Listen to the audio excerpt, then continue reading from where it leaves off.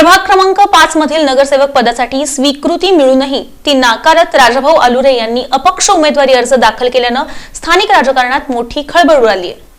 प्रभाग क्रमांक 5 मधील नगरसेवक पदासाठी स्वीकृती मिळूनही ती नाकारत राजाभाऊ आलुरे यांनी अपक्ष उमेदवारी अर्ज दाखल केल्याने स्थानिक राजकारणात मोठी खळबळ उडाली आहे। पक्षांतर्गत निष्ठावंतांना डावलण्यात आल्याचा आरोप करत त्यांनी अपक्ष निवडणूक लढवण्याचा निर्णय घेतला असून त्यांना ऑटो रिक्षा हे निवडणूक चिन्ह मिळालं आहे। याच प्रभागातून त्यांच्या सहकाऱ्यांपैकी सरस्वती सुरवसे यांना सफरचंद तर शीतल झाडगे यांना कपाट हे निवडणूक चिन्ह देण्यात आलं आहे। या तिन्ही उमेदवारांच्या अपक्ष उमेदवारीमुळे प्रभाग 5 मधील निवडणूक अधिकच रंगतदार होणार असल्याचं चित्र आहे। उमेदवारी अर्ज दाखल केल्यानंतर माध्यमांशी बोलताना राजाभाऊ आलुरे यांनी भाजपमधील अंतर्गत कारभारावर गंभीर आरोप केले।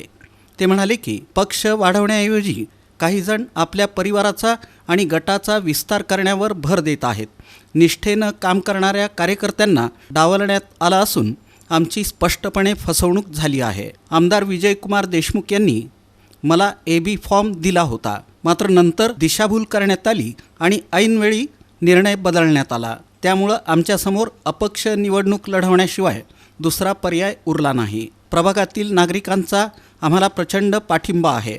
जनतेच्या बळावर आम्ही बहुमतानं निवडून येऊ याची मला पूर्ण खात्री आहे, असंही राजाभाऊ आलुरे म्हणाले। दरम्यान प्रभाग 5 मध्ये आधीच मोठ्या संख्येनं उमेदवार रिंगणात उतरलेले असताना राजाभाऊ आलुरे यांची अपक्ष उमेदवारी ही सत्ताधारी आणि विरोधक दोघांसाठीही डोकेदुखी ठरण्याची शक्यता राजकीय जाणकार व्यक्त करत आहेत।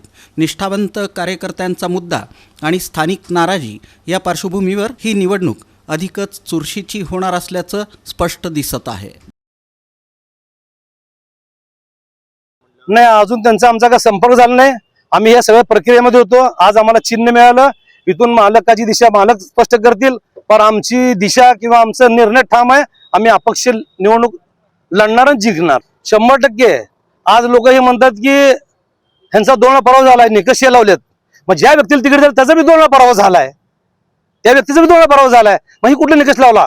जी व्यक्ती बाहेरची आहे, आमच्या वार्डात सुद्धा त्यांचं मतदाराचं नाव नाही आणि पक्षांनी त्यांना बोलवून देवेंद्र कोटे त्यांना बोलून तिकीट देऊन जेणेकरून त्यांचा कोटे गट वाढवायचा, त्यांना भाजप वाढवायचं नाही आहे। आमच्या रक्तात हिंदुत्व आहे, भगवा आहे।